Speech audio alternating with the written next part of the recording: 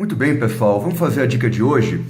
Eu queria comentar uma questão da FCC de 2015, que vai estar aí na descrição, embaixo desse vídeo. Vocês podem acompanhar o texto dela. E ela foi bem interessante e talvez assim um pouco polêmica. Ela diz assim: o poder de emenda da Constituição Federal, letra A, pode ensejar alteração da Constituição em relação à matéria constante de PEC rejeitada no mesmo ano em que se deu a rejeição. Nessa hora, gente, você tem que se lembrar. E o que diz a letra da Constituição no artigo 60, parágrafo 5º? Fala que não pode na mesma sessão legislativa, mas pode no mesmo ano. Vamos deixar a letra A, de lado. Vamos para a letra B. Pode ser desencadeado por meio de PEC subscrita por no mínimo 1% do eleitorado nacional, e aí vem aquela descrição da iniciativa popular. Gente, pela literalidade da Constituição, em que pese José Afonso da Silva defender que pode PEC no âmbito federal de iniciativa popular, a gente não vai permitir que isso aconteça, tá? A maioria da doutrina e a literalidade da Constituição entende que até que uma emenda à Constituição crie a possibilidade de iniciativa popular de PEC, não é possível essa possibilidade ainda. A letra C: não pode ser exercido durante estado de sítio, estado de defesa, intervenção federal e estadual. Intervenção estadual em um município não interfere em uma PEC pela literalidade do artigo 60. A letra D: requer aprovação em ambas as casas em 2 turnos, separados por interstício de 24 horas. A Constituição não traz a exigência de interstício regimental, gente. O regimento da Câmara dos Deputados fala em 5 sessões, o regimento do Senado Federal traz outra disposição, costuma-se ter requerimentos de quebra de interstício regimental. A Constituição não exige interstício de 24 horas. E aí sobra a letra E: não pode alterar o regime constitucional da Federação Brasileira e a extensão dos direitos fundamentais constitucionalmente consagrados.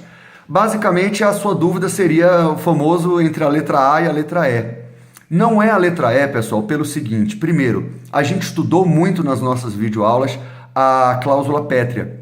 A cláusula pétrea não traz um problema ela não resulta em não poder alterar a federação, em não poder alterar os direitos fundamentais. E veja que aqui foi colocado de maneira mais ampla. O que o artigo 60, parágrafo 4º proíbe é que a gente tenda a abolir a Federação Brasileira, a separação de poderes, o voto direto, secreto, universal e periódico e os direitos e garantias individuais. Não seriam todos os direitos fundamentais pela literalidade da Constituição Federal. E se eu não posso alterar a extensão, quer dizer que eu não posso aumentar os direitos fundamentais? Como a emenda 45 de 2004 inseriu o inciso 78 no artigo 5º, a letra E está errada.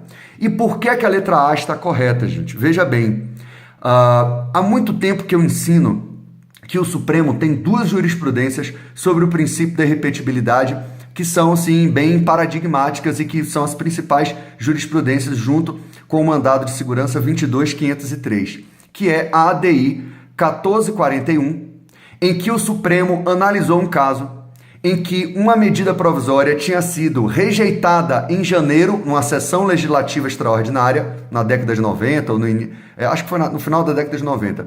E em março, ela foi reapresentada na sessão legislativa ordinária. E na ADI 1441, o Supremo falou: pode no mesmo ano, desde que em sessões legislativas distintas. Mas pode. A Constituição não proíbe. Não pode na mesma sessão legislativa.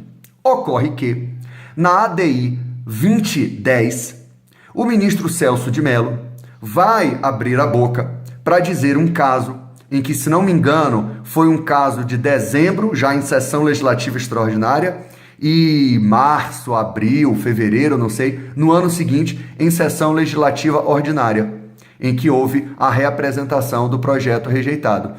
E seja PEC, seja projeto, seja medida provisória, o princípio da repetibilidade, ele vem com essa ideia da sessão legislativa.